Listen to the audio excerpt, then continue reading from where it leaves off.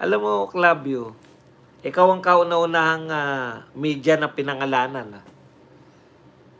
Siguro sikat ka, pero bago ka pa nila pangalanan, nahalata ka na ni Badong.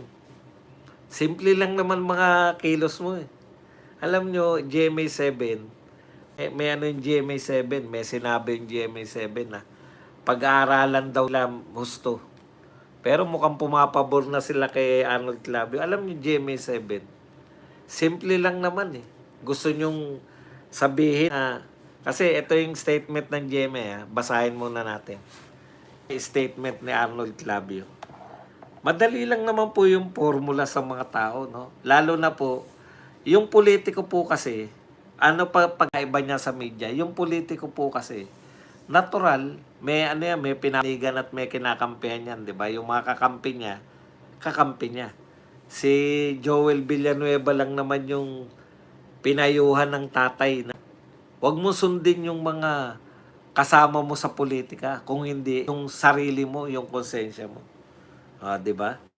Pero kali nagkakampi-kampihan po yung mga politiko. Ano po pagkakaiba ng isang mediaman sa mga politiko?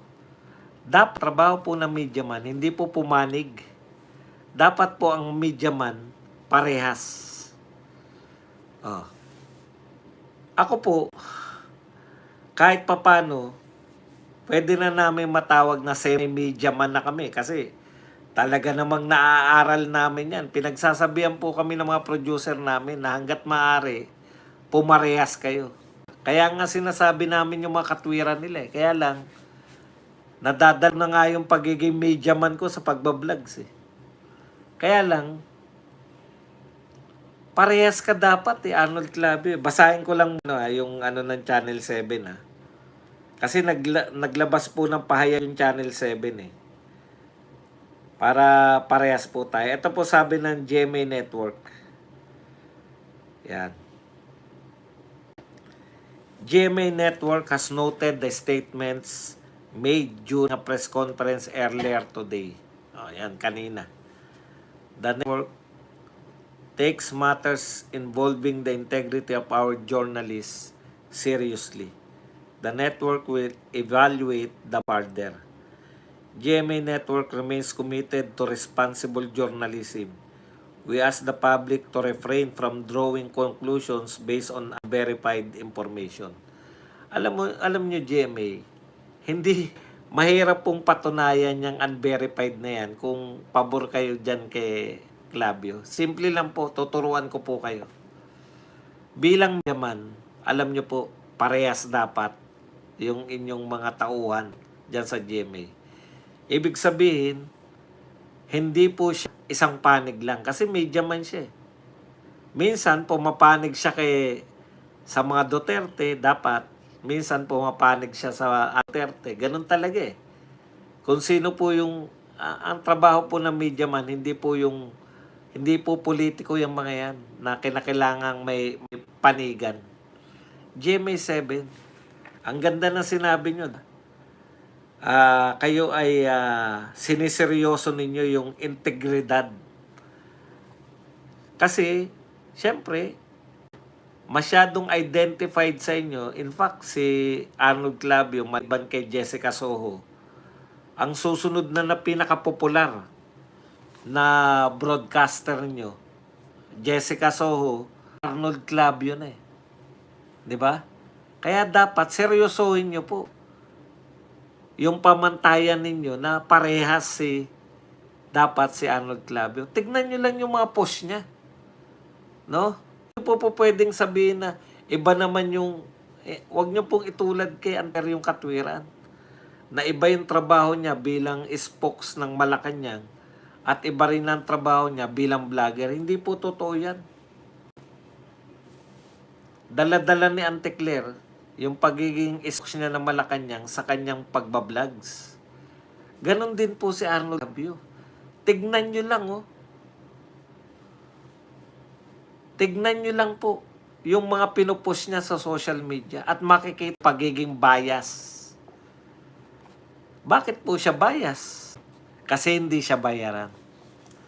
Napakasimple lang naman eh. Kung ang ginagawa po ng inyong broadcaster ang ginawa kundi atakihin ang mga Duterte at ang mga kakampi ng Duterte at hindi naman siya bumabanat sa mga magnanakaw sa kabila. Di ba? Ah. Yun eh. GMA7. Ngayon, sa nilabas nyo na to, tapos aayunan nyo pa rin si Arnold Clavio, basahin nyo lang po yung mga pinopost niya sa social media. Isang one way lang po. Madali lang naman malaman yung mga tao, bayaran o hindi. Di ba? Bakit ikaw badong? Bakit napaka-bias mo rin? Bayaran ka rin ba? Hindi po. Hindi po ako binabayaran ng mga Duterte sa pagtatanggol sa mga Duterte. Kung pinagtatanggol ko rin po yung mga kaibigan ng Duterte, katulad nila Bato, katulad nila Marcoleta, nila Bongo, hindi po dahil na binabayaran po nila ako. Sapat na po yung binibigay po ng mga katulad ninyong supporter. Yun lang po eh. Ako naman hindi ako peking tao. Kumikita po kami sa Facebook, sa YouTube pala. Sa Facebook hindi ganun. Kumikita po kami sa YouTube dahil po sa inyo. Patuloy kayo nanonood, patuloy kayo nagpapakape, patuloy kayo nagla-likes. Yan po. Kasi bago pa ako naging vlogger, pinagtatanggol ko na si Duterte. Wala pa nakikinig sa akin, sa inuman lang. Inuman kami, Duterte, dahil war on drugs, di ba? Pinagtatanggol mo lang, kapangkita. Imagine yun, masarap kasi pagtanggol yung mga nasa tama eh. Yun yung sinasabi natin na GMA7 sa status ni Clavio. Maniniwala ba kayo na hindi totoo yung nasabi nung ano ba yung sinasabi? Halos linggo-linggo yata, 'di ba? Sinabi. Hindi kasi maleta eh. Kaya madalas po siyang bigyan dahil supot. Bag.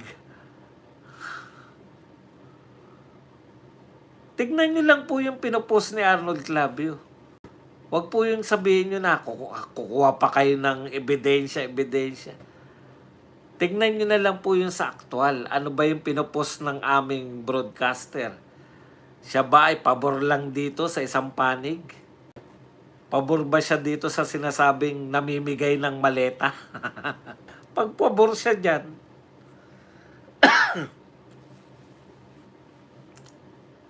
at sa lahat po, si Laila de Lima, tignan nyo. Kailan niya ba binanatan si Martin at mga magnanakaw ng flood control? Hindi nila binabanatan. Pero ang gagaling nilang bumana ng Duterte. Yun lang po eh. Anong pag ikaw pangkaraniwang tao, anong dahilan? Bakit bana sa mga Duterte tas hindi mo binabanatan yung sinasabi ng ombudsman na di umano ay mastermind ng pinakamalawak na pagnanakaw.